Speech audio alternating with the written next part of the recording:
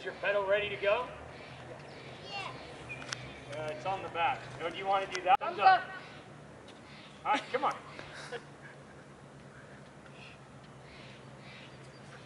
Yeah, buddy! Woohoo! Boom! God, that's perfect. Good job, August. Go. All right, slow down, bud. Good job. Go ahead, turn around. Woo! Fierce, you're so fierce. Good job. Good job, buddy. Good job. Turn around. Oh, hey. Go get it. Good job. Careful. Hey, sit down in your seat, please. Too hardcore. Oh, what do you mean? All the way up and out. Up and out, bud. Go. All right, let's do the camp. Stay there, bud.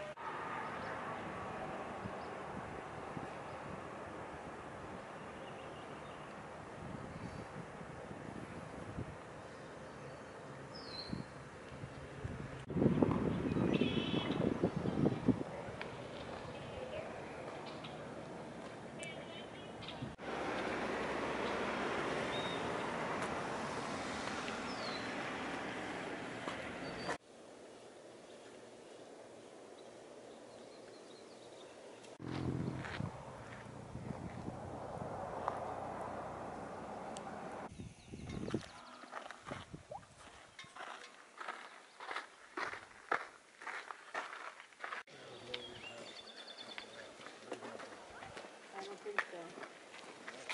No, I don't think so. Look at this.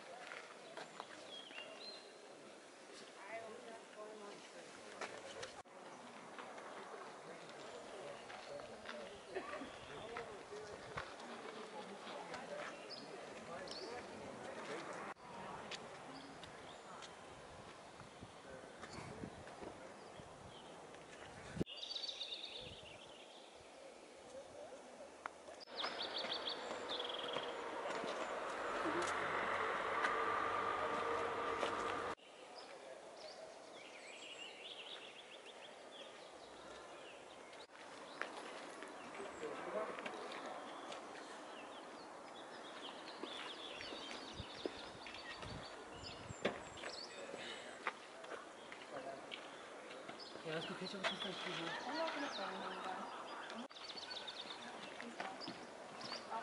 I'm down here.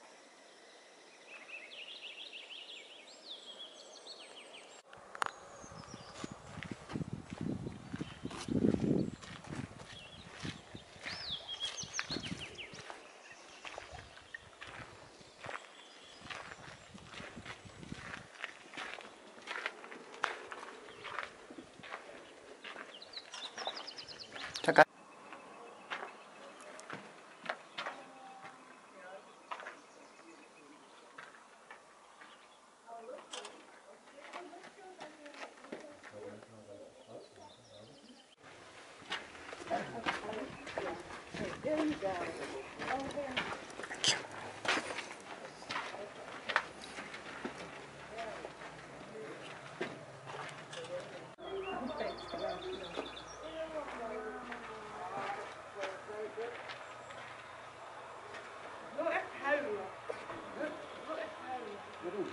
smells like a tree in here. Oh, it's chilly too. Jump. Big step. This place is awesome. It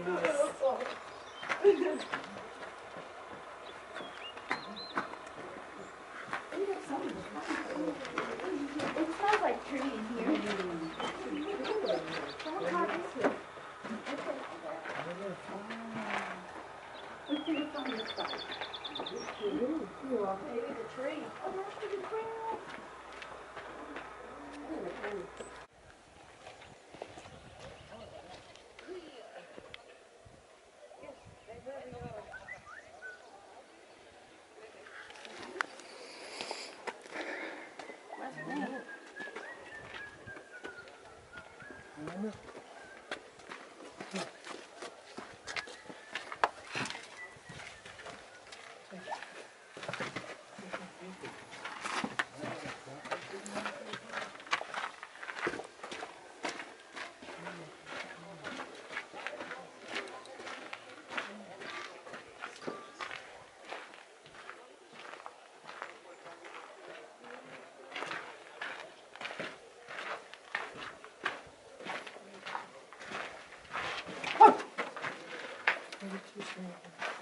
생각보다 깊어. 아니면 끝에다 가려면 잠깐 스탑. 죽는 거야.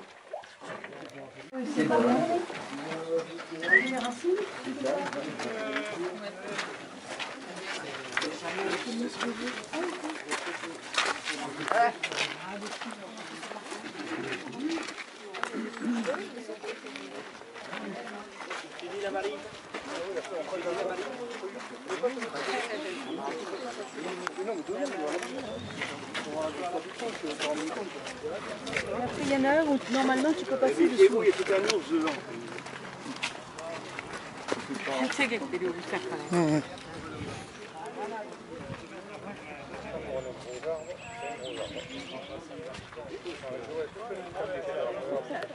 River.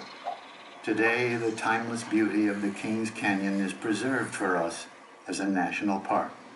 In 1891, a visitor came to Kings Canyon, John Muir, the great champion of American wilderness.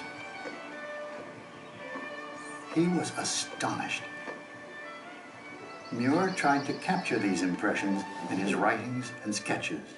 Stupendous rocks of purplish-grey granite form the walls. The highest, most elaborately sculptured, and the most beautiful series of rocks I've yet seen. Through the canyon, the crystal river, ever-changing, ever-beautiful, makes its way. And over a century later, it still does. The scenic byway ends appropriately at Road's End, but the adventures continue.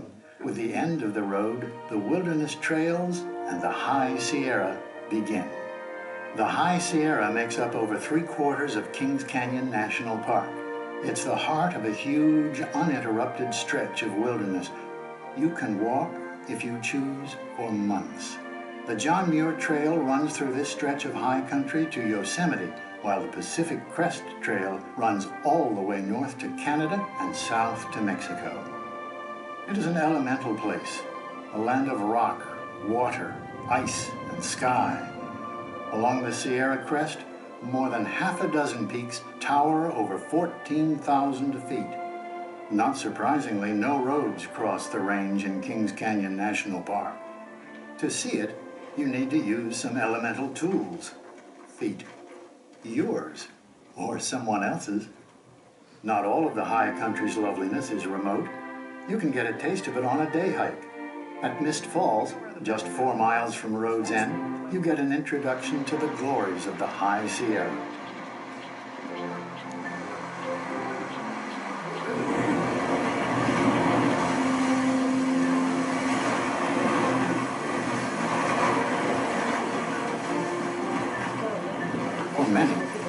taste is not enough.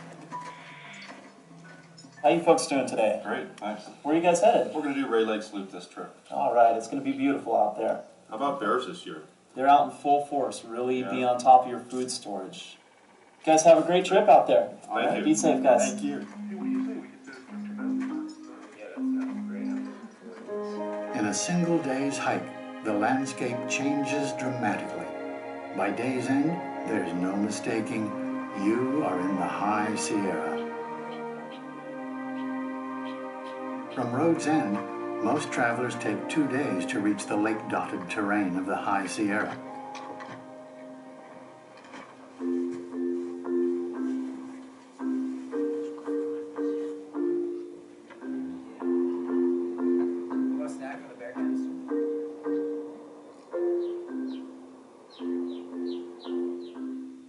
There's swimming. If you're brave enough, you will always have the companionship of the local wildlife. And if you choose, the company of fellow travelers. At the end of your sojourn, images of life in the High Sierra are yours to keep, burned into the memory.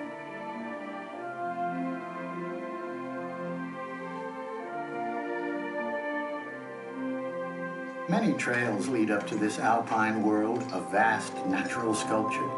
The artists are wind and avalanche, ice and water, carving peaks, pinnacles, and basins from the granite. The icy Sierra snowpack feeds the rivers below. Eventually, the water makes its way down to lakes and underground reservoirs, crucial to the survival of busy farms and cities in the Central Valley. For a camper, a visit to the High Sierra means a few days of quiet peace, a glimpse of eternity, and a break from real life. For Ranger George Durkee, this is real life. He's been working in the High Sierra for 35 years. National parks, and Kings Canyon especially, are islands of wildness in the middle of a very urbanized area. And not only are they refuges for the wildlife, but also for the people nearby to be able to come to escape the cities and the smog and the traffic. Many people who visit the backcountry, I think, don't realize how fragile the wilderness is. What I want to be able to do with my experience is show them how they can better protect the Kings Canyon wilderness and make it so that it's there for their children and their grandchildren. I like to think that these wild places exist as they have when the first Americans came on the continent, as they have when the Native Americans lived here, and that we're preserving these places for the future. In the highest parts of the Sierra, all life is shaped by the harsh climate. In winter, most animals must retreat to lower elevations or hibernate to survive. Trees can't survive above 11,000 feet. Plants that can grow in stunted form. On the highest ridges, the largest plants, where there are any, are less than 2 inches tall. But not so far away, in another part of Kings Canyon Park, grow some plants that are bigger, much bigger. In the Grant Grove section of Kings Canyon National Park grow some of the largest living things on Earth. But the vastness of a mature sequoia is hard for the human eye to comprehend. The reality of its incredible size doesn't sink in unless you compare it with a familiar object. Or you get close. It's then that the magic of the giant sequoias fires the human imagination.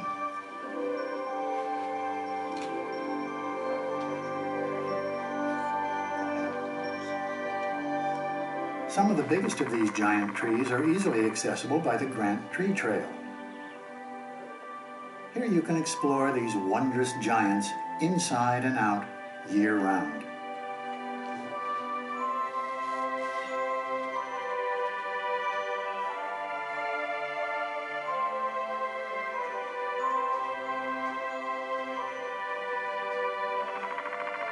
The General Grant tree is one of the largest in the world. Over 40 feet in diameter, nearly 270 feet tall, some 1,600 to 2,000 years old. They're trying to get as tall as they can as quickly as possible. So in 600 years, they'll go from that tiny little seed to being as tall as the trees you see today. Now they're still very thin at that point, and eventually as time continues, they're going to be growing in width, getting bigger and bigger each year. The mammoths begin life as seeds the size and weight of a single tiny flake of oatmeal. They start small, but they don't stay that way for long. If the seeds land in a good place to grow, they make their way skyward fast, and then grow thicker for a staggeringly long time. The durable big trees live on, at times for thousands of years, yet there is one creature that can ravage even this great survivor: human beings.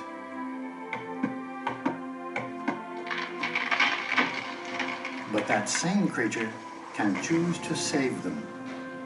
You can visit groves in this area that tell both stories: use and preservation. The stumps in two of the groves, Big Stump Basin and Converse Basin, silently tell of earlier choices. The Converse Basin, on Forest Service land outside the park, was once the largest untouched sequoia grove on Earth. In the late 1890s, our hunger for lumber rapidly transformed that incredible forest into a sea of stumps. Even so, loggers chose to leave one magnificent sequoia.